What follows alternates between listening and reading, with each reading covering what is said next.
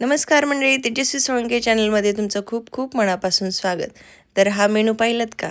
तर आज आहे सवासणी होत्या, ते लग्नाच्या नंतर पण करतात त्यामुळं असं छानसा असा मेनू बनवलेला होता. तुम्ही कधी ह्या येसर वड्या खाल्ल्या आहेत का? तुमच्याकडे बनवतात का? आता आम्ही लातूरच्या भागातले असल्यामुळं आमच्या इकडे लग्नामध्ये पण हेच बनवतात. सांडग्याची भाजी, त्याच्यानंतर हरभऱ्याची सुकी भाजी होती. हे सर्व जेवण छानपैकी झालं, मठ्ठा वगैरे मस्त पिऊन झालं तर खूप छान वाटत होतं. त्यानंतर मी अशी मस्त रेडी झाली आणि आता आम्हाला जायचं होतं शॉपिंगला, म्हणजे चाकूला जायचं होतं आणि त्यातल्या त्यात पप्पाचं काम होतं म्हणून म्हणलं चला आपण जाऊया. मग मी, आई आणि पप्पा असं आम्ही सर्वजण निघालो आहोत.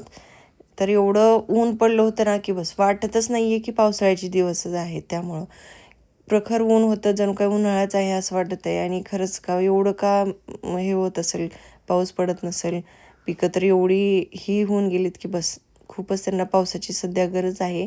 आता इथं साड्या घ्यायच्या होत्या, साड्या आम्हाला घ्यायच्या नव्हत्या तर काही पाहुण्यांना घ्यायच्या होत्या, त्यामुळे मग इथं साड्या पाहण्यासाठी आलो. साड्या तर एवढ्या सुंदर होत्या, एक से बडकर एक, एकदम छान नाजूक नाजूक साड्या होत्या. डेली यूजसाठी पण खूप सुंदर होत्या आणि त्यानंतर इथं काठपदर वगैरे बऱ्यापैकी खूप छान भेटतात साड्या. आता हे चाकूरला बालाजी म्हणून आहे वस्त्रभांडार, तिथं ना खूप सुंदर साड्या भेटतात. जर तुम्ही तिथल्याच भागातले असेल तर तुम्ही एकदा नक्की ट्राय करा.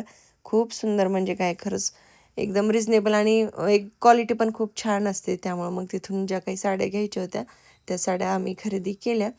आणि त्यानंतर मला थोडीशी काही शॉपिंग पण करायची होती, छोटी मोठी, ते पण झालेली आहे. थोडंसं अस्तर वगैरे घ्यायचे होते, ते घेतल्याच्या नंतर आम्ही बाहेर आलो. तर ही तुम्ही पाहू शकता बैलगाडी, खूप दिवसांनी पाहिली. आता गावाकडं तर अशा काही बैलगाड्या वगैरे राहिलेच नाही. आणि हे आहे पेंडीचं पोतं. आता सगळेच कामं झाले, त्यातल्या त्यात पेंडीचं पोतं पण घ्यायचं होतं गाईसाठी.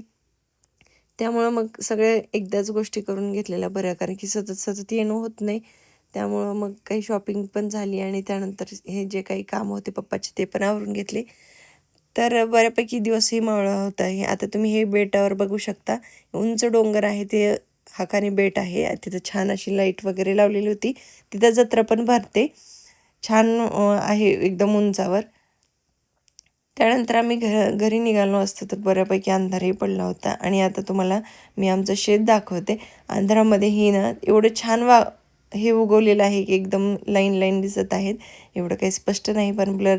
तर तुम्हाला हा व्लॉग कसा वाटला ते मला कमेंट करून नक्कीच सांगा. नक्की चॅनलला सबस्क्राईब केलं नसेल तर सबस्क्राईब करा. व्हिडिओ आवडला तर लाईक करा, शेअर करा, कमेंट करा. चला भेटूया पुढच्या व्लॉगमध्ये. तोपर्यंत बाय.